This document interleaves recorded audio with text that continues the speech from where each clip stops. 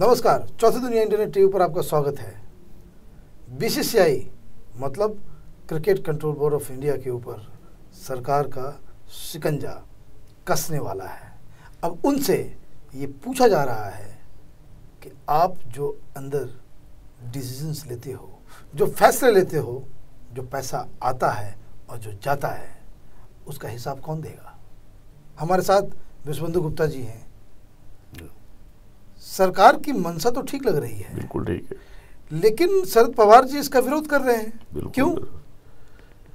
ऐसा है कि शरद पवार जी का जो स्टेटस है वो आईसीसी प्रेसिडेंट का नहीं है, वो नेशनल कांग्रेस पार्टी का प्रेसिडेंट का है, जो सब जिनकी सपोर्ट से सरकार चल रही है।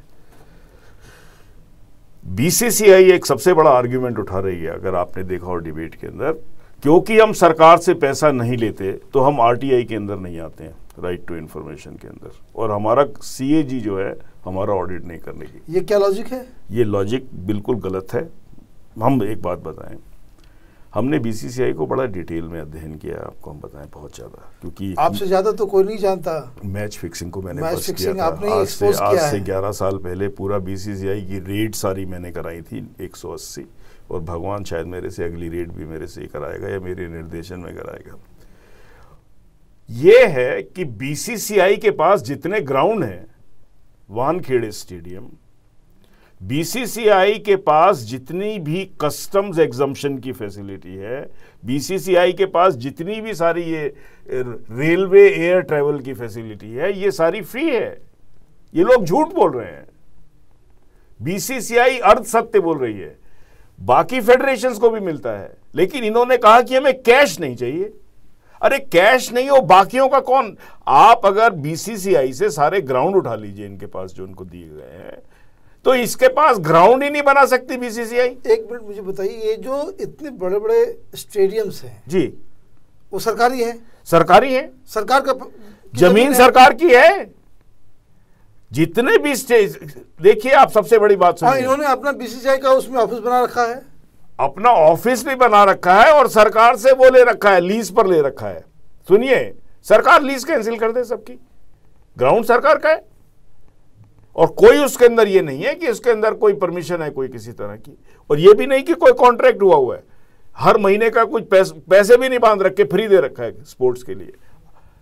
आज बीसीसीआई कितनी बड़ी बॉडी है, मुझे नहीं मालूम कितनी बड़ी बॉडी है। मान लीजिए आज बीसीसीआई के पास ज्यादा से ज्यादा बीसीसीआई की किट्टी के अंदर 1000 करोड़ रुपया होगा कैश की, ठीक है। बीच में जो खा जाते हैं सारे मिल मुला के, वो उसके में मैं नहीं जाना चाहता कितने सैकड़ों करोड़ खाए जाते हैं। शरद पवार से आप वानखेड़े स्टेडियम छीन लो, और दूसरा वाला एक और छोटा स्टेडियम भी है, छीन लो। उसको क्या, जाके अपना तू प्राइवेट है ना, अब जाके जमीन खरीद ले और वहां पे इससे 1000 करोड़ से और अपना खेल कर ले। 1000 करोड़ के अंदर आपको स्टेडियम तो बाद में बनेगा, वो क्रिकेट का प्लेइंग ग्राउंड की जगह नहीं मिलने वाली। ये ब्लैकमेल कर रहे हैं। आज मेरे को नहीं लगता शरद पवार जो है वो बिल आने देंगे। पेपर में न्यूज थी, उन्होंने धमकी दे दी होगी। उन्होंने कहा अगर ये बिल लाओगे तो हम जो है सपोर्ट विड्रॉ कर लेंगे। और ये एक हमारे प्रधानमंत्री जी जो बोलते हैं लोकपाल बिल के बाद जो बोल रहे हैं, और जब मैं बोलता हूं कि प्रधानमंत्री जी बिल्कुल काउंट नहीं करते हैं, आप शरद पवार को कहिए ठीक है, आप प्राइवेट हैं, आप ऐसा करिए, दोनों ग्राउंड हमारे को दे दीजिए, हमारे यहाँ से और सिर्फ वहीं क्यों, बाकी और भी जगह पे जो है, जो भी है छोड़ दिल्ली में और आपको जो है जितनी भी हमने फैसिलिटीज दे रखी हैं कस्टम्स में, एयर ट्रैवल की, रेलवे ट्रैवल की, जितनी भी हम आपको पिछली जो चैंपियनशिप ये वर्ल्ड कप जो हुआ था उसमें टैक्स एग्जम्प्ट करके हमने दिया कि नहीं दिया? और सिक्योरिटी के लिए जो लगाते हैं, और जो सिक्योरिटी के लिए लगाते हैं, जो पूरा जो व्यवस्था करवाते हैं, हम जो करते हैं कुछ नहीं करेंगे। आप अपना जाइए कहीं पे जगह ढूंढ लीजिए और अपने कराइए। हम तो आपसे कुछ मतलब ही नहीं रखना चाहते। आप प्राइवेट बॉडी है, आप करिए। समस्या क्या है इसके अंदर?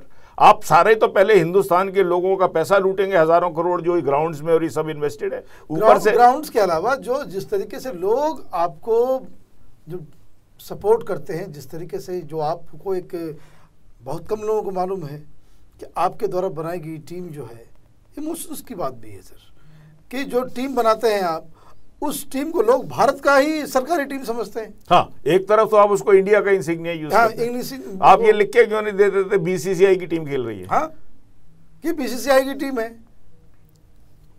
सही आप देखिए, ये जैसे पिस्टल रख दी हो इस आदमी ने, शरद पवार ने। वो अजय माकन बेचारा जूनियर मिनिस्टर है, दिल्ली का एमपी है, बड़ा अच्छा लड़का, मैं उसको काफी पसंद करता हूं, आपको बताऊं।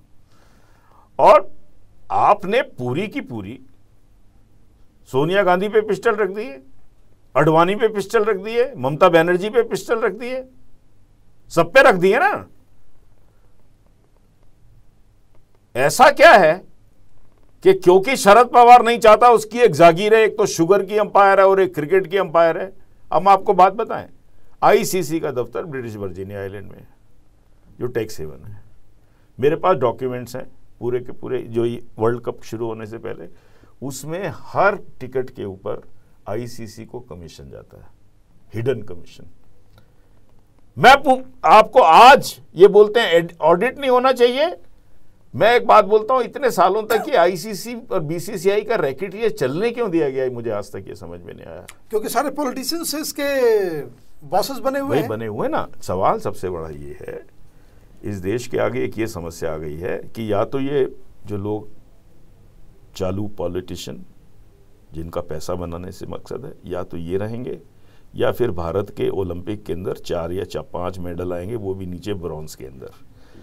ये समस्या भारत की जनता को डिसाइड करनी है कि क्या आप दुनिया का दूसरा सबसे बड़ा पॉपुलेटेड कंट्री हर 4 साल बाद इस तरह की बेइज्जती और बेशर्मी कितने साल तक झेल सकता है। लंदन के ओलंपिक्स होने वाले हैं, क्या ये गुंडे, क्या इस तरह के लोग, आज इंटरनेशनल इंडियन ओलंपिक एसोसिएशन ने भी तो धमकी दे दी विजय कुमार मल्होत्रा ने कि हम हैं मालिक। अरे आप मालिक तब बनिए जब आप हिंदुस्तान को मेडल्स ला के दीजिए आप। अच्छा, और एक चीज आपको एक और बात बताएं मनीष जी, जब से ये प्रॉपर्टी वाला मामला शुरू हुआ है एमपीज का फाइल करने का, एक बड़ी अजीब चीज हम देख रहे हैं सारी एमपीज की रिटर्न ऑफ वेल्थ और एसेट्स के अंदर। और मैं समझ में नहीं आ रहा कि मैं सुप्रीम कोर्ट को एक रेट जानी चाहिए इसके अंदर। हर एमपी की 4 साल के अंदर वेल्थ जो है तिगनी हो जाती है कम से कम। और आपको एक बात और बता दें हम आपको, क्योंकि ऑन एन एवरेज 3, कईयों की तो 8-8 गुना हुई है। ये क्या करते हैं? देखिए एक बात आपको बताएं, सबसे बड़ी जो इसमें डिस्टर्बिंग चीज़ है वो ये है कि जब return of property wealth file होती है, कैश वाला तो कैश में जाएगा बैंक पे, जो प्रॉपर्टी की जो दिखाई जाती है कॉस्ट, वो एक्विजिशन कॉस्ट दिखाई जाती है, उसका मार्केट कॉस्ट नहीं। ना, ये प्रिंसिपल ही नहीं है। Market cost has no place in the income tax act और इन एनी अदर एक्ट। क्योंकि मार्केट वैल्यू, अगर आज एक मेरे पास मकान है वो 2.25 करोड़ का हो गया, फिर रियल एस्टेट डिप्रेस हो गई तो 2 करोड़ का रह गया मान लीजिए, तो उसकी मार्केट वैल्यू है, वो तो नोशनल वैल्यू है। आप मेरी बात समझ रहे हैं? राइट। जब आपकी एक्विजिशनल वैल्यू 3 गुना बढ़ गई है, 4 गुना बढ़ गई है, 5 गुना बढ़ गई है, तो आप उसका ब्लैक कंपोनेंट तो भूल ही जाइए, जो ब्लैक में साथ में दिया वो तो आप भूल जाइए, वो तो हमको पता है क्या हो रहा है। सवाल ये है कि ये कुछ एमपी उसको छोड़ के जो बड़े नेक हैं, बहुत सारा एमपी का चंक ऐसा है जिनकी 3-3, 4-4 गुना बढ़ गई है। और आपको एक बात बताएं, जितने भी ये स्पोर्ट्स फेडरेशन के प्रेसिडेंट्स हैं, उनका नाम नहीं लेना चाहते, इंक्लूडिंग द करंट प्रेसिडेंट, उसकी 4 गुना बढ़ी है। मैं कोर्ट से ये जानना चाहता हूं, ये ऐसा क्या व्यापार कर रहे थे कि 3 गुना 4 गुना बढ़ 4 गुना और लगातार बढ़ती जा रही है। हाँ, और ये डेटा तो इलेक्शन उसके पास अवेलेबल है, इलेक्शन कमीशन के पास। इसके ऊपर ही पूरी की पूरी एक एसआईटी बिठा दी जाए। क्योंकि मुझे ये समझ में नहीं आता, एक तरफ तो ये कहते हैं हम राज्यसभा में देश सेवा कर रहे हैं, आपको तो वैसे ही धंधे के लिए टाइम नहीं मिलता।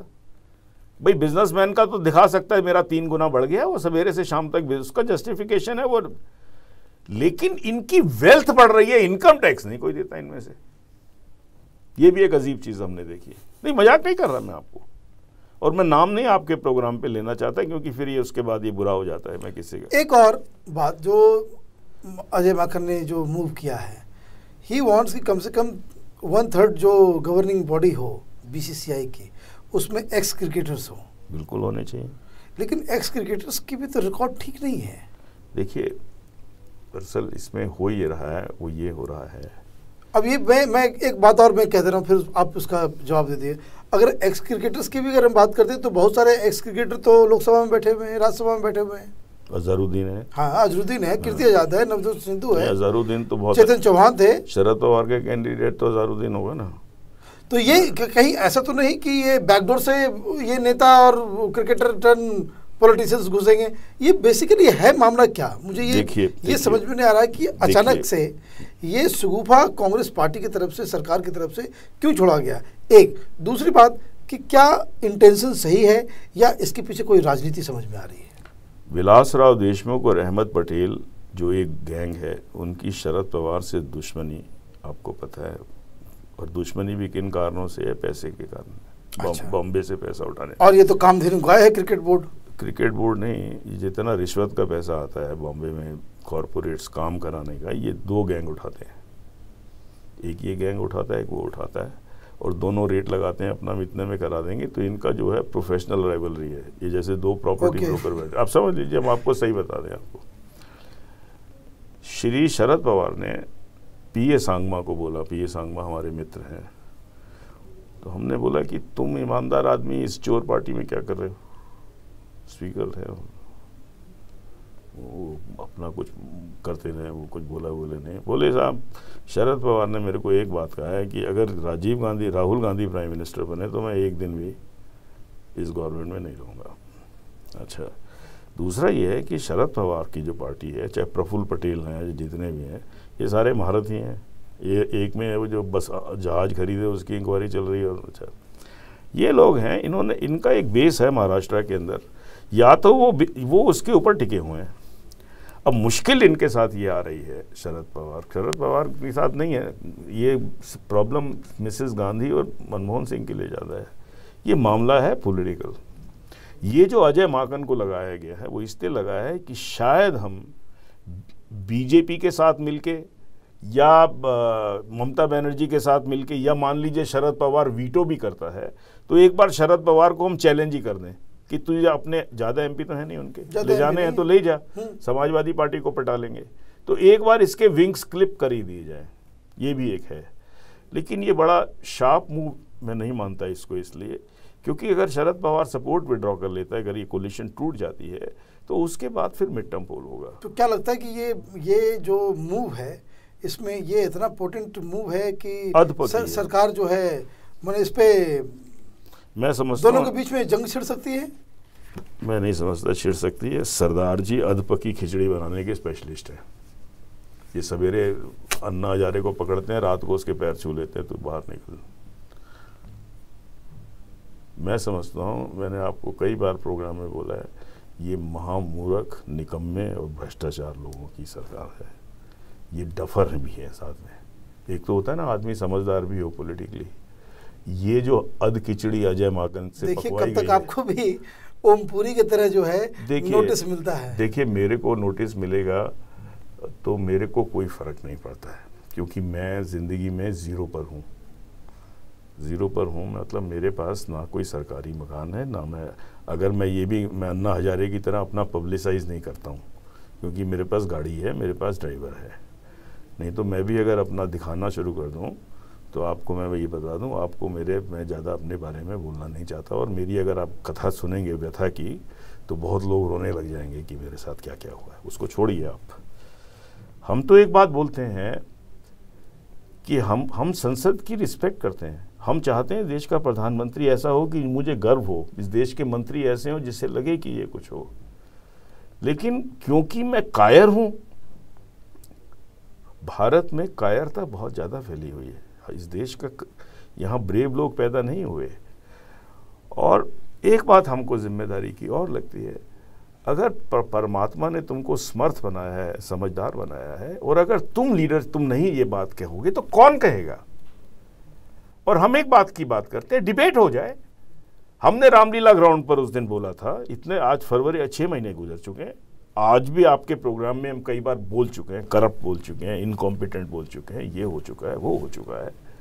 सवाल सबसे बड़ा ये है कि प्रॉब्लम इस सरकार के साथ ये है कि उनको ये पता है लड़ाई उससे करेंगे जो आदमी को मालूम ना हो कि ये हम किस तरह की राजनीति करते हैं। कोई भी माफिया किसी चीज को अटैक करने से पहले देखता है कि हमको वापस रिटेलिएशन क्या होगा।